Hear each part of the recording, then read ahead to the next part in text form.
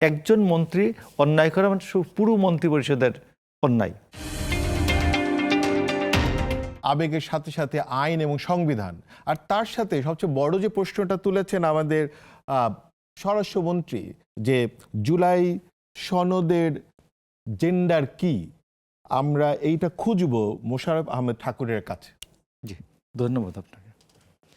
দেখুন, বাংলাদেশ এই অভ্যুত্থান কয়েকবার ফেস করেছে, তবে এইবারের অভ্যুত্থানটা পরিধি পরিসর অনেক বড়, ব্যাপ্তি অনেক বড়, ত্যাগ অনেক বড়। কিন্তু এই অভ্যুত্থান মুক্তিযুদ্ধের চেয়ে বেশি, যেখানে জীবন এবং মৃত্যু, মানে যুদ্ধটা তো জীবন এবং মৃত্যু, আর মাঝামাঝি তো কিছু নাই। তো এর চেয়ে বেশি বড় আবেগ, যে মুক্তিযুদ্ধের চেয়ে বড় আবেগের জায়গা তো আর বেশি নাই, কোনো বিষয়ই নাই। তো সেখানে আপনি দেখবেন মুক্তিযুদ্ধের পরেও রাষ্ট্র চালাতে কতগুলো রাষ্ট্রপতির আদেশ, মানে আইন লাগছে, আইনের প্রয়োজন হচ্ছে। তো সেখানে এরপরে আমরা একটা খুব অল্প সময়ের মধ্যে একটা সংবিধান প্রণয়ন করা হচ্ছে, গ্রহণ করা হচ্ছে, এবং এর মাধ্যমে দেশ চলেছে। এবং এটাকে অমান্য করে, ম্যানিপুলেট করে স্বৈরাচার হয়েছে। শেখ মুজিব হয়েছেন, তার কন্যা হয়েছেন। তো সংবিধান মেনে কেউ স্বৈরাচার হন নাই। ফ্যাসিস্ট হইতে গেলে যেটুকুন সংবিধান আছে আমার, এইটা, আমি রাষ্ট্রবিজ্ঞানের ছাত্র, পরে লয়ের ছাত্র, তো এই কারণে আমি বুঝি যে আপনি মৌলিক অধিকারের মধ্যে দেখবেন একেবারেই ২৬ থেকে ৪৭ পর্যন্ত মৌলিক অধিকারে অপূর্ব সব কিছুর সমাবেশ আছে। এইবার ধরুন জুলাই সনদে বলা আছে যে ইন্টারনেটের যে রাইটটা, অ্যাক্সেস, এটাকে মৌলিক অধিকারের মধ্যে সংযুক্ত করতে হবে, এই একটি অনুচ্ছেদের কথা বলা হচ্ছে।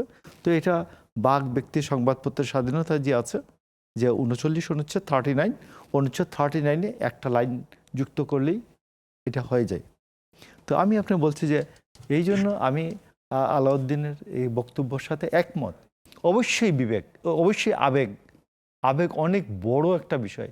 মানুষের জীবন যে দেয় মানুষ, এটা আবেগের কারণেই দিতে পারে, আবেগের কারণেই দিতে পারে। তো এটা হিসাবের মধ্যে দিয়ে কেউ জীবন দিতে পারে না। তো তারপরেও আমি আপনাকে বলছি, যখন এটা শেষ হবে তখন আপনাকে আইনের শাসনে ফিরে যেতে হবে, আইনের মাধ্যমেই দেশ চালাতে হবে, এটা হচ্ছে কথা। তো এখন এটাকে কতটুকুন আপনি উপরে স্থান দিবেন, আমি আপনাকে বলি যে সালাউদ্দিন ভাইকে আমাদের অল্প একটু সিনিয়র বিশ্ববিদ্যালয়, কিন্তু আমি আপনাকে বলি এই উপমহাদেশে যে এখন যারা গভর্নমেন্টে আছেন বা অপোজিশনে আছেন, সালাউদ্দিন ভাই একটা অপূর্ব, তার ব্যক্তিত্বের মধ্যে অপূর্ব কতগুলো সমন্বয় আছে। আপনি দেখবেন সে প্রথমত একজন বিশ্ববিদ্যালয়ের ছাত্রনেতা, এবং ওই সময়ে LLB অনার্স LLM এর ছাত্র। তারপর তিনি আইন প্র্যাকটিস করেছেন, উকিল হিসাবে কাজ করেছেন। তারপরে তিনি প্রশাসনে কাজ করার, ক্যাডারে কাজ করার অভিজ্ঞতা হচ্ছে। প্রধানমন্ত্রীর সাথে প্রথম 6 বছর কাজ করার অভিজ্ঞতা হচ্ছে। এরপরে অপোজিশনে তিনি কাজ করার, MP হিসেবে কাজ করেছেন। তারপর তিনি মন্ত্রী হিসেবে কাজ করেছেন। তারপর তার স্ত্রী MP হয়েছেন, ওই সময় অপোজিশনের কাজ করেছেন। তো এই এতগুলো যে সমন্বয়, আমি আপনাকে বলছি যে লিগ্যাল এডুকেশন এবং প্র্যাকটিস, প্রশাসনের সাথে কাজ করা এবং কার্যপ্রণালী, পার্লামেন্টের কার্যপ্রণালী বিধির সাথে 11 বছর কাজ করা, এইটা আমাদের এখানে পুরো উপমহাদেশে দেখবেন যে এডুকেশনের সাথে যে এই যে ঘটনাটা যে বাস, ও এরপরে গুম হয়ে থাকে না, জুলাই সনদেরও যে আলাপ, সেই আলাপের সাথে উনি ছিলেন কিন্তু মানে পুরোটাতেই। এবং আজকে আমি আপনাকে বলি যে ঐক্যমত কমিশনে তিনি পুরো ঐক্যমত কমিশনের পুরো বিষয়টাকে বিএনপির পক্ষে লিড করেছেন। কিন্তু তাহলে উনি কোনো ক্যাটাগরাইজেশন করতে পারছেন না কেন, যেটা কোন ধরনের?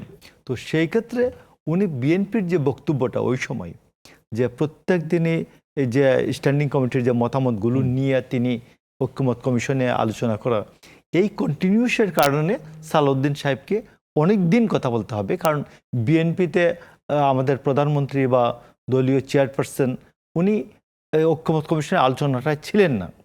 তো ফর দ্যাট রিজন সালাউদ্দিন সাহেব যে কথা বলেছেন এটা অমূলক কিছু হয় নাই। আমি বলি ক্যাবিনেট রেসপন্সিবিলিটি, কালেকটিভ রেসপন্সিবিলিটি বলে একটা কথা আছে। কালেকটিভ রেসপন্সিবিলিটি, মন্ত্রী পরিষদের যৌথ দায়িত্ব ইয়াতে পড়ানো হয়, আপনি রাষ্ট্রবিজ্ঞানে পড়ানো হয় কালেকটিভ রেসপন্সিবিলিটি। তো এই কালেকটিভ রেসপন্সিবিলিটি যে যৌথ দায়িত্ব, একজন মন্ত্রী অন্যায় করা মানে পুরো মন্ত্রী পরিষদের অন্যায়, তো এইভাবে বিবেচনা করা হয় এবং তাকে সবার ভুল, একজনের ভুল মানে সবার ভুল মনে করা আমার হয়। মনে হয় যে তো এই ক্ষেত্রে আমি মনে করি যে সালাউদ্দিন আহমেদ প্রধানমন্ত্রীর অনুমতিক্রমে প্রধানমন্ত্রীর পক্ষে মানে house, leader of the house, ওই আমার মনে হয় আপনি ব্যাখ্যাটা করেছেন ভালোভাবেই, লিডার অফ দ্য হাউস ভালোভাবেই করেছেন। আমি বলছি leader of the house, leader of the হাউসের পক্ষে তিনি তার কলিগ এটা বলতেই পারেন।